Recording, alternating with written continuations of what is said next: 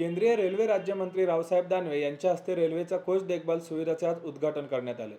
केंद्रीय राज्यमंत्री रावसाहेब दानवे यांच्या माध्यमातून जालना रेल्वे स्थानकावर 100 कोटी रुपयांच्या निधीतून पीट लाईनचे काम पूर्णत्वास आलेले आहे। जालना रेल्वे स्थानकावर कोच देखभाल सुविधांमध्ये रेल्वे गाड्यांची दुरुस्ती, स्वच्छता तसेच मेंटेनन्सची कामे होणार आहेत। यासाठी स्वतंत्र रूळ तसेच शेडही उभारण्यात आले।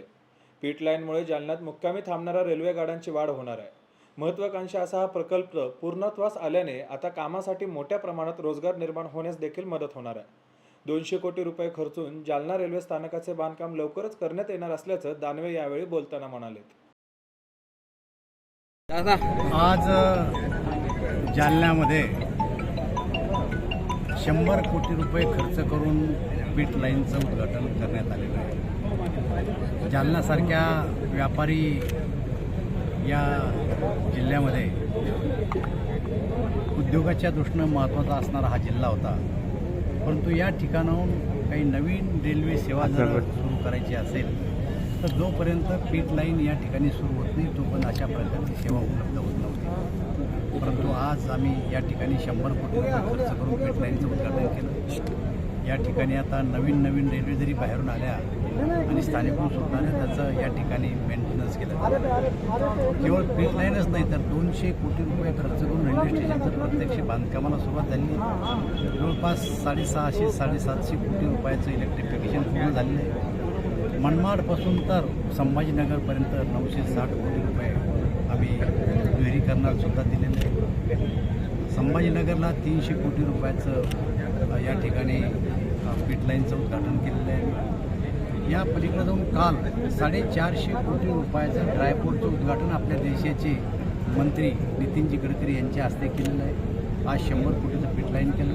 2 दिवसापूर्वी जालना शहरामध्ये 101 कोटी रुपयाचे सिमेंट रस्ते बांधकामाचे उद्घाटन केले आणि उद्या या जालना शहरासाठी 72 कोटी रुपये राज्य सरकारकडून आणून पिण्याच्या पाण्याचे व्यवस्था करण्यासाठी पिण्याच्या पाण्याला 72 कोटी रुपये आणलेले। एक राष्ट्रीय ध्वज या जालना शहरामध्ये मोती बागेमध्ये आम्ही उद्या उभा करणार आहे आणि 72 कोटी रुपये खर्च करून पिण्याच्या पाण्याच्या व्यवस्थेचं उद्घाटनसुद्धा आम्ही या जालना शहरामध्ये करणार आहे।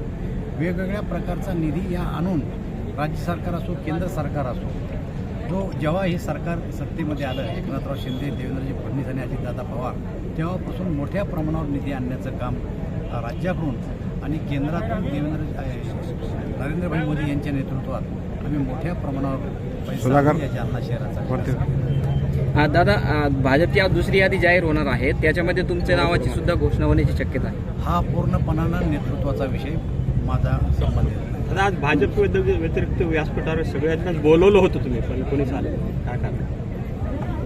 तुम्हाला अशा प्रश्नाचं उत्तर तुम्ही शोधलं पाहिजे। बोलवलं होतं पण म्हणलं होतं तुम्हाला अगोदर की तुम्ही काय करणार। सकाळचा सर्वे झालाय, महायुतीपेक्षा महाविकास आघाडीने जास्त जागा दाखवल्या गेल्या।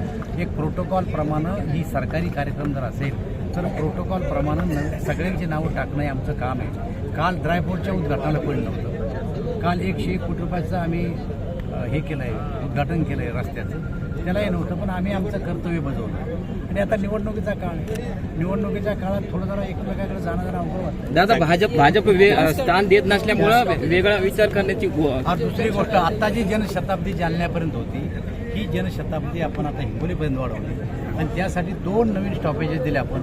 एक परतूरला स्टॉप दिला आणि एक शिरूरला नवीन स्टॉप दिलेला। दादा,